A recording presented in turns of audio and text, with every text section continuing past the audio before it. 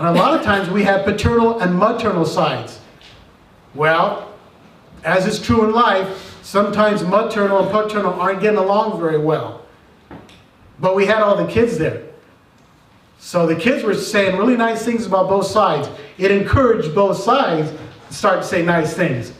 Because after all, the kids are listening.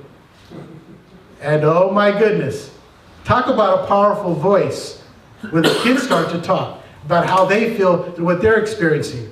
So we hear the strengths. And after we get all the strengths, then we hear the concerns from the family. Okay, what are your issues and concerns about the reason why you're here, the purpose statement, about child safety and welfare? What do you think, family? What's going on? And we tried to help the family share the concerns in the way that we could all listen to it. We didn't want names. We didn't want examples. We wanted those issues underneath the names and examples. Well, we're concerned that we want the caretakers maybe to be clean and sober. That we want mother to have more help because mother's going through a really hard time economically. We get all the concerns. We put them on an easel as well as the strengths. And then, of course, the agency representative would share the agency concerns. But remember, this was a family meeting at a family home in a lot of cases. So that social worker, oh my goodness, they were in the family environment, allowed and privileged to be part of the family experience. So as a facilitator, I of course had the representative from the agency share their concerns. And oh my goodness, this is where we did most of our work. Because invariably the social worker would say, you know what? I want to see parenting, counseling, domestic violence, and I think there's a drug issue, and I would stop them really quickly and say, with all due respect, can you kind of set down the laundry list and just share the concerns underneath it? You know, this gives the family a chance to talk about it, to consider the concerns. You know, and it gives them a chance to think about what makes sense to them to address those concerns. So we'd get the agency concerns, and then we had all the family concerns, and then we moved into the second phase, private time. Why was it called private time? All the professionals exited. Now it's just the family. With the easels of their concerns, the agency concerns. Now the family had a chance to talk privately about those personal and intimate issues that nobody should be privy to unless they have permission from the family. So the family would discuss the concerns. And they would have a little easel that said who, what, where, when. Because now their task and their responsibility was to decide, well, what are we going to do, family? My friends, my neighbors, my minister, my rabbi. What do you think we should do to address these concerns? And they would craft a plan. Who, what, where, when. Based on the concerns driven by their purpose statement. Sometimes that private time would take 20 minutes. Sometimes it would take 3 hours. Or maybe I'd come back the next day. Because I didn't rush the family. After all, this had to do with the potential removal of a child. And how that child is going to be reintroduced or reunified with their family. So we didn't rush. These conferences ran from anywhere from 4 to 6 hours on average. We provided a light meal. Because after all, it crossed a meal line. And there's something magical that happens when you put food between people. Breaking bread and food is absolutely critical in our cultures, all of our cultures. So we provided a light meal. During the first part of the private phase, and I made sure they were never disturbed, you might hear some sounds. We call that the storming phase. This is where the family themselves were sharing their passionate feelings about what was going on, or each other. But when they were done, almost without exception, they came out with a plan, their plan, that made sense to them, that was almost more stringent and demanding than the social worker plan. And guess what? They added a few other things. Why? Because the family knows themselves. They are, in fact, the best expert about themselves.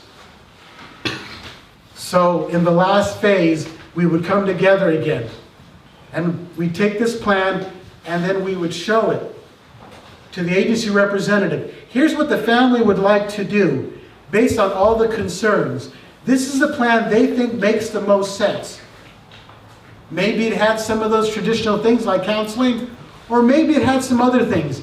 You know what? We're going to have Aunt Teresa move into the house for 6 months and lend more support. Because she's really good with the kids. She's raised about 4 or 5. She's available, and she wants to help. And she's part of the family. Or they'd recommend some other things that the social worker couldn't possibly think of.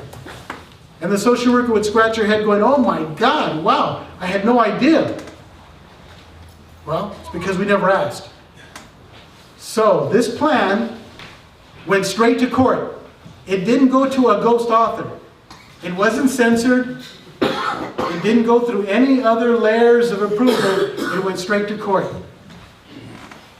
One of the first times, one of the only times the court got to see exactly what the family system wanted to do in a way that made sense to them. I had the privilege and honor of being a part of over 1,200 of these family group decision-making meetings. It is the only program in my knowledge, or anybody I've known in the system, past or present, where the family actually had an opportunity to make a decision based on something that made sense to their family, created by the family system. They were given both the responsibility and empowered to take care of their own. It was the only program that's ever done that. We have these other meetings now we call TDMs. It's an effort to bring in family. They're about an hour to an hour and a half. They're held in the offices, and by the way, it's almost an hour and a half, so we gotta speed this up. And it's during the day, so not too many family members can come because people work, go to school, have caretaker responsibilities, but they get a few people in, and they're sitting down with a supervisor, social worker, facilitator, and other agency representatives. And in theory, that's supposed to be an attempt to engage family and level the playing field. But if you can picture a scene with a few family members, with a supervisor, social worker, facilitator, and other professionals not part of the family, and the few family members that are there, probably one of the caretakers, one of the parents, thinking, oh my God, I'm kind of feeling a little bit outnumbered. Is this really a level playing field? And if I disagree, am I going to appear angry, uncooperative? So while those TDMs are a good attempt, well-intentioned, they're not a family group decision-making meeting. And that's part of the problem. Is there such a lack of transparency in that initial decision when a child is removed, and then when that custody is made permanent at that next hearing, the children can end up in the system for 1 to 2 years with families desperate for any kind of help and support to somehow have those children returned. And by that time, it's almost too late after that first hearing. And families grieve and wonder, well, how do I change this? How could this happen? And we've seen that happen over and over again. That's why we're here today. It's not a Democrat issue, it's not a Republican issue, it's a moral issue. And it touches all of us. I don't care if you haven't had children. You were a child. Nephews, nieces, cousins, neighbors, friends. We need CPS. We just need it to be functional, to make the right decisions when kids are being harmed. But not to do the harm. Not to ravage a family that loves and cares about their children. We have to make systemic changes. We have to correct the failures and the obstacles that are resulting in incredible pain and anguish to a growing number of families that we're seeing every day throughout the state and the country. Thank you for being here. Thank you for caring. Our other speakers are going to talk about this. Okay, we're going to have Robert talk next, and then after Robert's talked, we will have a short intermission. So please come up. Oh, boy. Where to start? First, I want to apologize. When this is over, I'm going to run out of here. I have to be in Ukiah at 8 o'clock in the morning for depositions, and I'm on a motorcycle tonight, but I'm not complaining about that. That's fantastic. I love that. And I need somebody to tell me when I'm supposed to stop, because I gotta be honest with you people, I could rattle on about the shit that I have seen for days on end, and I am not kidding you. And Karen and I, left to use the vernacular, could fill one day with just the vernacular.